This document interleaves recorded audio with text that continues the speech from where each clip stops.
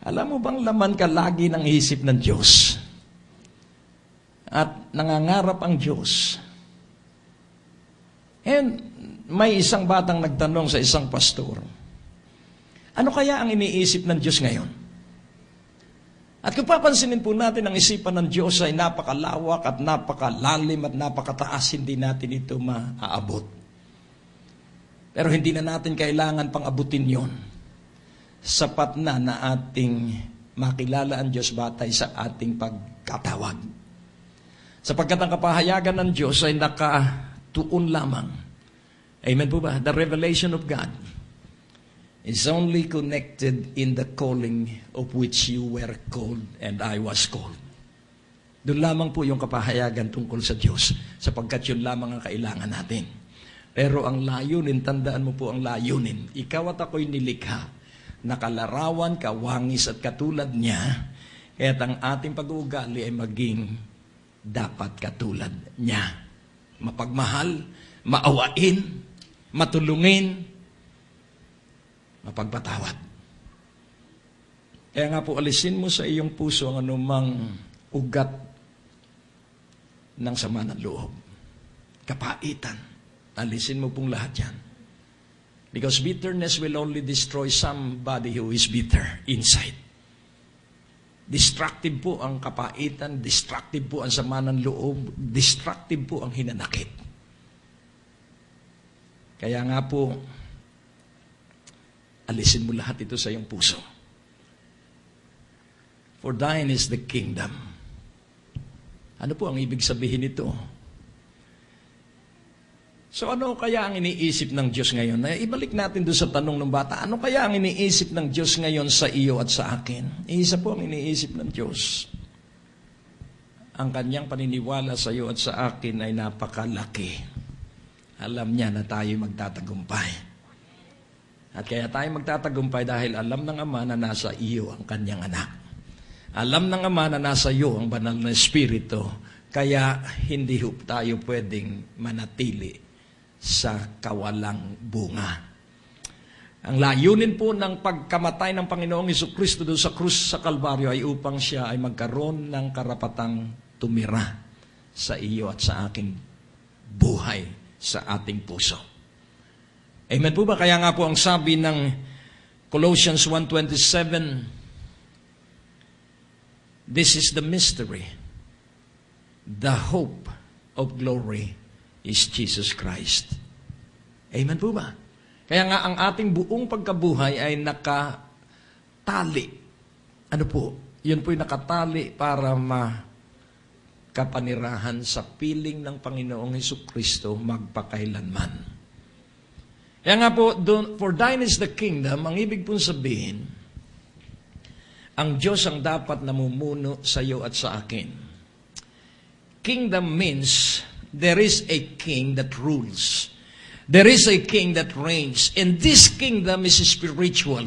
When I say spiritual kingdom, hindi po ito nakikita. Hindi po ito pinakikiramdaman. Ito po ay pinaniniwalaan. Kaya nga po tayo ay nasa kaharian ng Diyos. At tayo pinaghaharian ng haring maluwalhati. At ang haring maluwalhati ay ang Panginoong Jesucristo.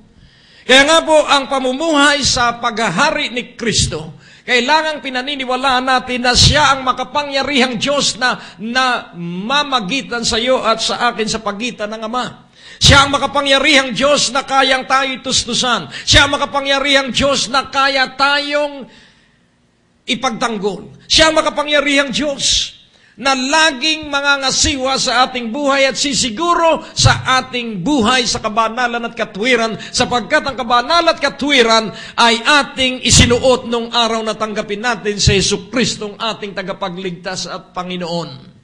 Kaya kung nalalaman mo ang katotohanan at dapat malaman natin ang katotohanan, sapagkat lahat ng mangyayari sa atin, tayo po ay dinadala palapit sa katotohanan, sapagkat sa katotohanan lamang tayo magiging matibay at matatag. Kahit ano ang maganap sa ibabaw ng lupa, hanggat ika'y nasa katotohanan, hindi ka madadaig ng anumang pagsubok. For thine is the kingdom. Let God reign and rule in your heart. Yun po yung kingdom light. Kailangan pahintulutan mo na ang Diyos ang makapamuno, na ang Diyos ang makapaghari sa iyong puso. That is the kingdom principle of life. Hahayaan mo at paniniwalaan mo na kaya ka nasa iyong kalagayan ngayon, nandyan ka para pagtagumpayin ng Diyos. Nandyan ka para paunlarin ng Diyos. Ngunit unawain mong mabuti, kailangang laging isipin mo, ang Diyos ang maluwalhati, ang Diyos ang maparangalan. At huwag kang bababa doon sa layuning yun. Amen po ba? Basta ang tampok sa atin, our aim is to glorify God. Balanced life is good, but it is not everything. What is very important is the focus of life where you are aiming at. It is the focus of life that will make our life balanced based on the calling. Amen po ba? Yun pong ating pinagtutuunan ng buo nating isipan, yun po ang babalanse sa ating buhay, sapagkat pansinin po natin kapag ikay nakatuon at nakatingin dun sa pagkatawag sa iyo at sa layunin ng pagkatawag na yon, magiging balanse po ang iyong buhay sa espiritu, kaluluwa at katawan, at ito po ay uunay lahat ay sa pagkatawag mo at dun sa katuparan ng pagkamasunurin natin dun sa ating tawag, dun po napaparangalan ang Diyos. Amen po ba? So we are here to honor God. To give glory to Him, we have to honor Him, and we have to be for His pleasure. Kaya natin pong unawain, ikaw at ako'y para sa kasiyahan ng Diyos. Ikaw at ako'y para sa karangalan ng Diyos. And how shall we honor God? Pansinin po natin, ang mga ama na nakatala sa Bibliyang nabigo, ating alalahanin si Aaron. Si Aaron ay isang saserdote na kapatid ni Moses at ni Miriam. Pero si Aaron ay may 2 anak